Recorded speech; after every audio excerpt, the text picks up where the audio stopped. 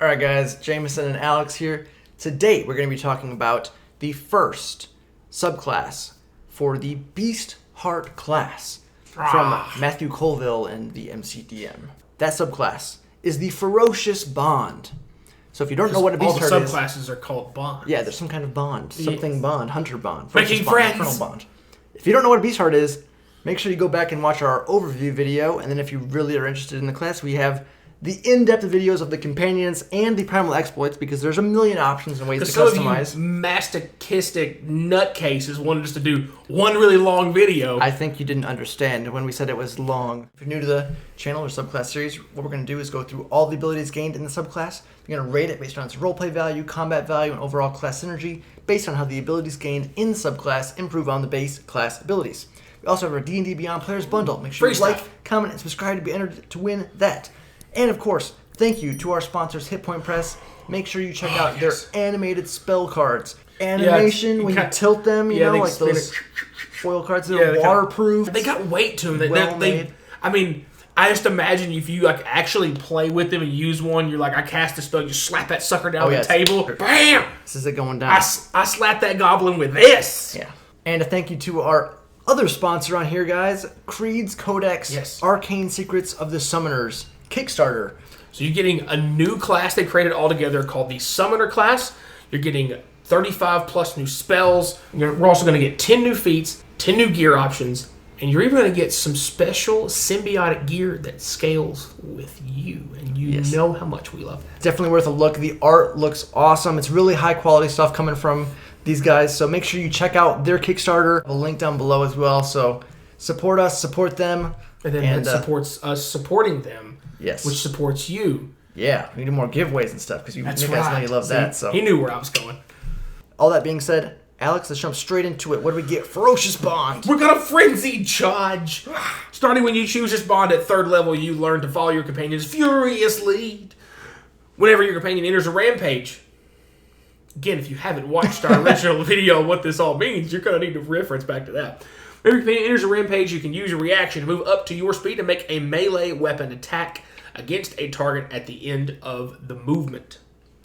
As a very quick reminder, your companion has levels of ferocity. It gains over the course of turns. Yes. And once you hit 10 or more, there is a chance your companion enters a rampage. Yes. Which essentially is like berserk mode, meaning it might hit, it's going to hit the closest thing to it.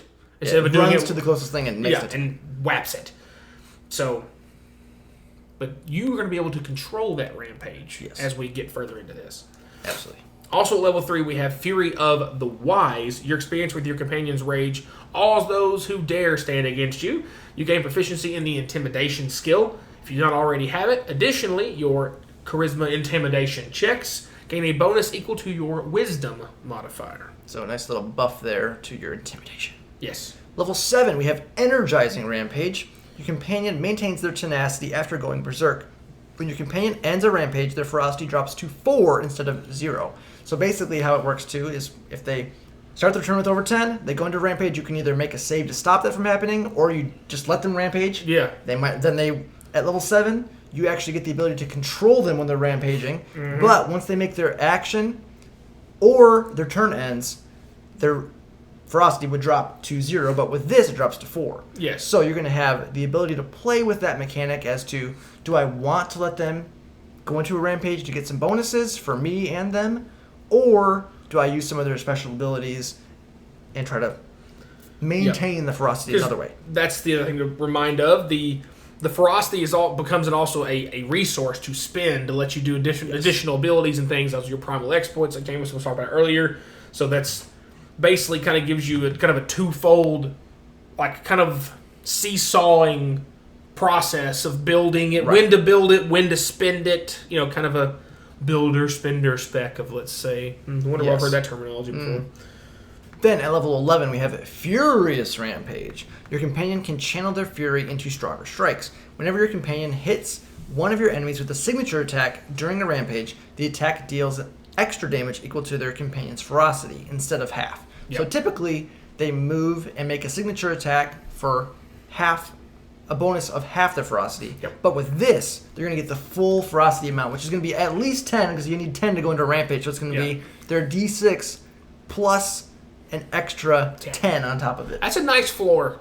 Yeah. It's a very plus, nice floor. There's also the actual modifier damage as well on top of that. So it's going to be like, it's going to be plus 15. Yeah, it's going to be a big chunk of damage on there.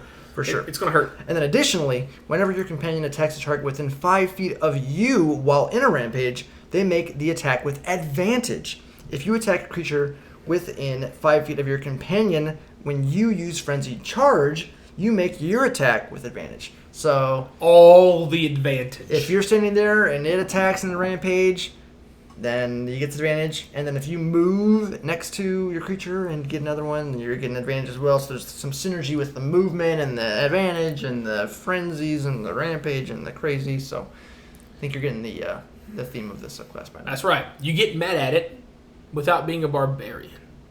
Yeah. Interesting. Your pet gets mad. Yeah. Sick 'em, boy. Yeah, that's what I get 'em, boy. And finally, at 15, we have Invigorated Rampage. You and your companion can channel your anger into overwhelming strikes. When your companion hits another creature with their signature attack while in a rampage, or if you hit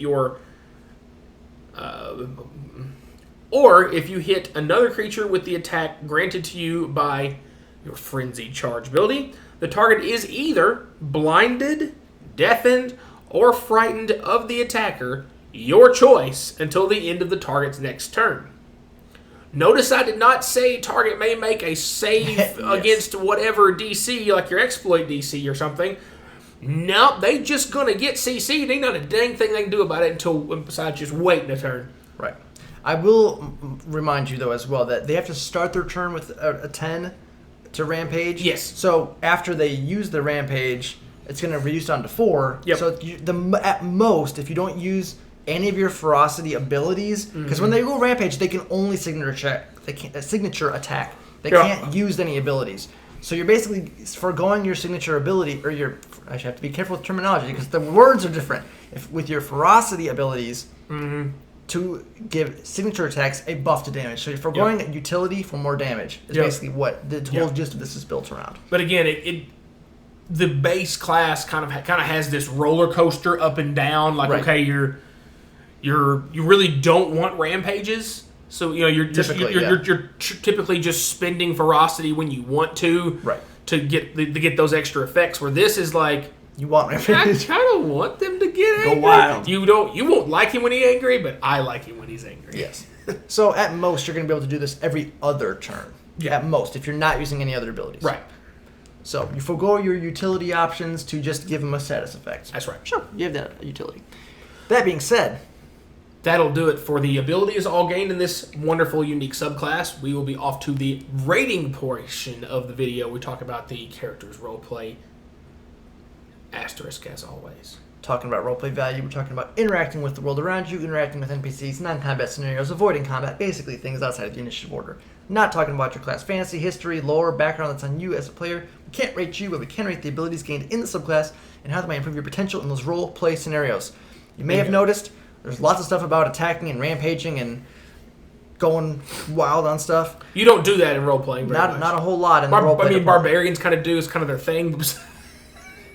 Sure. That's the only way they know how to interact with things. But you do have a pretty big bonus to your intimidation, which can definitely be nice, especially when, get the whole you and the creature growling at somebody.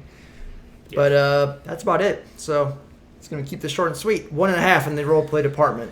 Yeah, and normally when Jameson's job is simple, straightforward, it doesn't take up any time, guess who gets to work for a living over here? It's me! Because combat is where this thing absolutely goes buck wild. Billy, go! Yeah. So, starting off, of course, with your Frenzy Charge ability, you have the option to use your reaction to just move up to your speed and pop something when it enters a rampage for, part of reaction, extra attack. Not an opportunity attack, just free attack. When your dude enters a rampage and go up there and whap, get some one. The energizing rampage is great because it lets you get back to those rampages quicker. Normally, that's kind of like don't know if I want the rampage or not.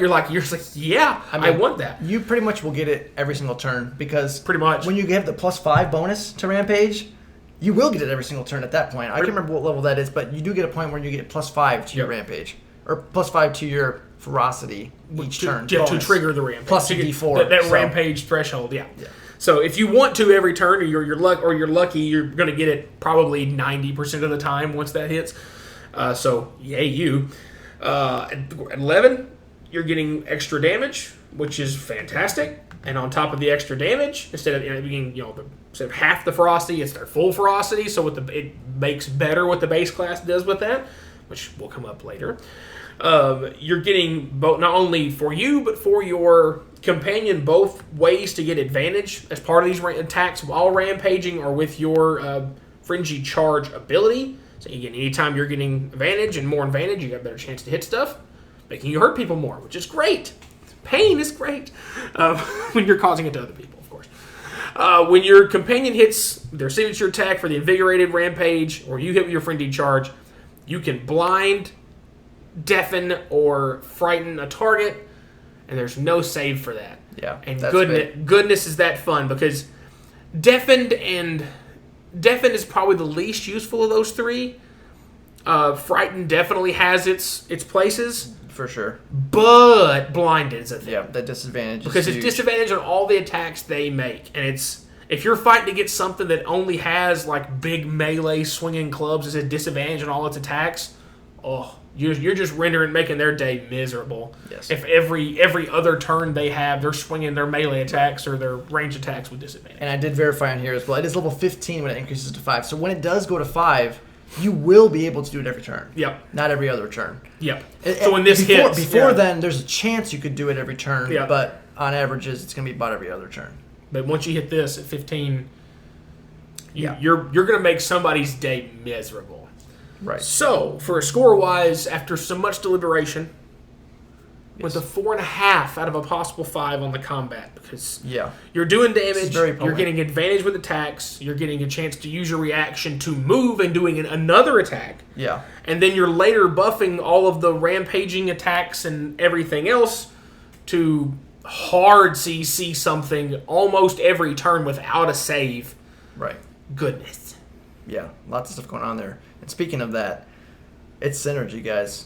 Class synergy. Rampage is typically something that you want to avoid, or just because you don't want to reset your ferocity. If you're trying to build up to those bigger abilities that are 15, 16 ferocity to use, and then it gets reset to 0, that hurts. But with this, you're dealing that much extra damage. Yes. So you have that option if you just want to forego the ability and just pump out some damage. Also, you get to move and attack as well. You're gonna be pumping some good damage on here, and it really takes away, which is probably one of the biggest downsides to being a beast hunter, with that rampage. Beastheart. Gotta get it right. Come on. My goodness, these specs, man. There's only so many words and combinations of words you could use in an RPG game. This is true, but also, it is great because you get the extra utility and mobility. Yes. And the extra buffed attacks with advantage on top of that, the ability to get those, is just, I mean, it's huge. There's tons of stuff going on here. And like I said, if you don't care so much about utility, you say extra damage and I get a move and free attack. Otherwise, I can store up my ferocity and just use, when I need it, a big old chunker ability.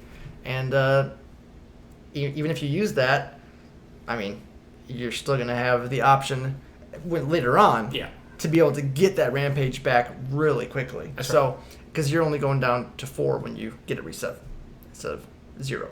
So, all that being said, we gave it a 4.5 on the synergy as well. Lots of stuff going on here that, like I said, takes away one of the biggest downsides, really, to being. And really, the only thing probably that prevented this from being a 5 on the synergy side of things is that early on, the rampage punishment of maybe you're going to be hitting some of your friends when you don't want to with your companion when he rampages early before you can control the rampage a little bit better. It plays a little risky early because of that bit of it. But once you get to where you can control that rampage more and you really get the benefits from being in the rampage, the subclass really comes online and excels at what it does. Yeah, level 7 is really when it starts coming online. Yep. But yeah, that's going to be it for today, guys. If you enjoyed the video, remember to like, subscribe, hit the bell notifications so you know when our new videos are coming out. Let us know in the comments down below your thoughts about the Beastheart and this first subclass, the Ferocious Bond. Again, thank you to our sponsors, Hit Point Press. Oh, great people. Make sure you check them out, guys. They're animated spell cards. Great stuff coming from them. And also to Creed's Codex Arcane Secrets of the Summoners Kickstarter. Yes. Again, guys, make sure you guys check that out. Lots of cool stuff on there with the new spells and It's a gear whole other and class feats. in there. Yeah, so definitely worth a look, guys. But that's it, guys. And as always, thanks for watching.